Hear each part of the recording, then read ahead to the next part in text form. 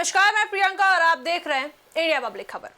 Film the Kerala story 2 release होने के बाद से ही विवादों में है। अब कांग्रेस नेता राहुल गांधी ने इस फिल्म को लेकर बड़ा बयान दिया है।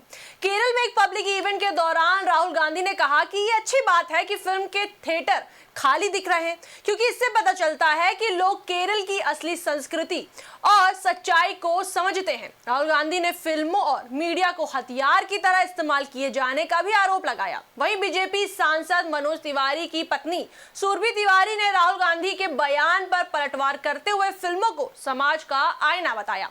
पिछले हफ्ते थिएटर्स में रिलीज हुई फिल्म द केरला स्टोरी 2 एक बार फिर चर्चा और विवाद के केंद्र में आ गई है। फिल्म की रिलीज से पहले ही इसे लेकर राजनीतिक बहस तेज हो गई थी। कई संगठनों और राजनीतिक दलों ने आरोप लगाया था कि यह फिल्म केरल राज्य की छवि को खराब करती है और समाज में गलत संदेश देती है। इन विवादों के बीच मामला अदालत तक भी पहुंचा था। काफी सुनवाई के बाद हाई कोर्ट ने फिल्म को रिलीज की अनुमति दी, जिसके बाद ये सिनेमा घरों में आई। लेकिन रिलीज के बाद भी फिल्म को लेकर राजनीतिक बयानबाजी थमने का नाम नहीं ले रही है। अब इस विवाद में कांग्रेस नेता राहुल गांधी का बयान भी सामने आया है। 6 मार्च को राहुल गांधी केरल में एक सार्वजनिक कार्यक्रम में शामिल हुए थे। इस दौरान उन्होंने वहां मौजूद छात्रों और युवाओं से बातचीत की। इसी बातचीत के दौरान एक छात्र ने राहुल गांधी से फिल्म द केरला स्टोरी 2 को लेकर उनकी राय पूछ ली। इस सवाल पर राहुल गांधी ने खुलकर अपनी बात रखी। राहुल गांधी ने कहा, ये अच्छी खबर है कि केरला स्टोरी 2 के थिएटर हॉल खाली खाली दिख रहे हैं और लोग ज्यादा दिख नहीं रहे। इससे साफ पता चलता है कि देश के ज्यादातर लोग केरल को अच्छे से समझते हैं। वहां की संस्कृति, परंपराएं और असली हालात लोगों को पता है। इसलिए ऐसी फिल्में जो केरल को गलत या झूठा दिखाती है वो ज्यादा नहीं चल पा रही हैं। वहीं आपको बता दें, राहुल गांधी ने सिर्फ फिल्म पर ही नहीं बल्कि फिल्मों, टीवी और मीडिया के इस्तेमाल को लेकर भी गंभीर आरोप लगाए। उन्होंने कहा कि आज के दौर में इन माध्यमों का इस्तेमाल लोगों के बीच नफरत, गलतफहमी फैलाने के लिए किया जा रहा है। उन्होंने कहा, लेकिन आप बिल्कुल सही कह रहे हैं कि फिल्में, टीवी और मीडिया को अब हथियार की तरह इस्तेमाल किया जा रहा है। इनका इस्तेमाल लोगों को बदनाम करने, समुदायों को अलग थलग करने और समाज में दरार डालने के लिए किया जाता है। इससे कुछ खास ग्रुप फायदा कमाते हैं जबकि बाकी लोग नुकसान उठाते हैं। राहुल गांधी ने आगे कहा कि भारत में प्रोपेगेंडा फिल्मों का चलन तेजी से बढ़ रहा है। उनके मुताबिक आज देश में अभिव्यक्ति की आजादी पर भी दबाव महसूस किया जा रहा है। उन्होंने कहा, भारत में अब ये चीज बहुत बढ़ गई है। अगर कोई फिल्म बनाना चाहे, मीडिया में कुछ कहना चाहे या किसी खास विचार का बचाव करना चाहे तो उस पर हमला हो जाता है। अक्सर उसे बोलने भी नहीं दिया जाता।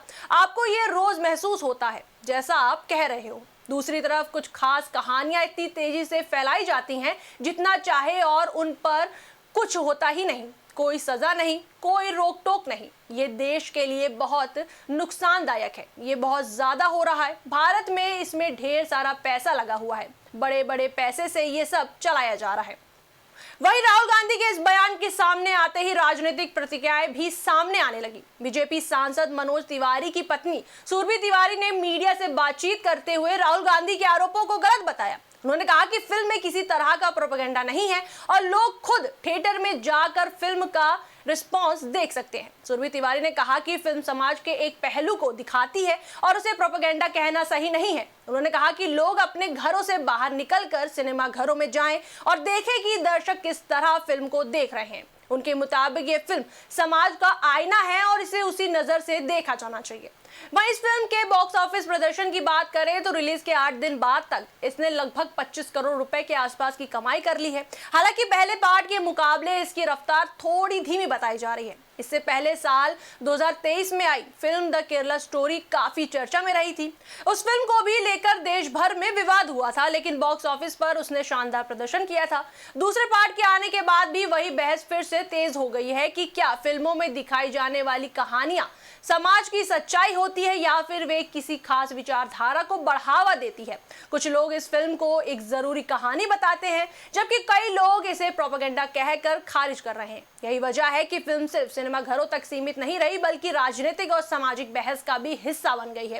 अब देखना होगा कि आने वाले दिनों में ये फिल्म बॉक्स ऑफिस पर कैसा प्रदर्शन करती है और इस पर जारी राजनीतिक बहस किस दिशा में जाती है। इतना जरूर तय है कि रिलीज के बाद भी द केरला स्टोरी 2 सिर्फ एक फिल्म नहीं रह गई बल्कि ये एक बड़ा सामाजिक और राजनीतिक मुद्दा बन चुकी है जिस पर अलग अलग विचार और प्रतिक्रियाएं लगातार सामने आ रही है। इस पर आपकी क्या राय है हमें कमेंट सेक्शन में जरूर बताएं। वीडियो को लाइक करें, शेयर करें और हमारे चैनल को सब्सक्राइब करें।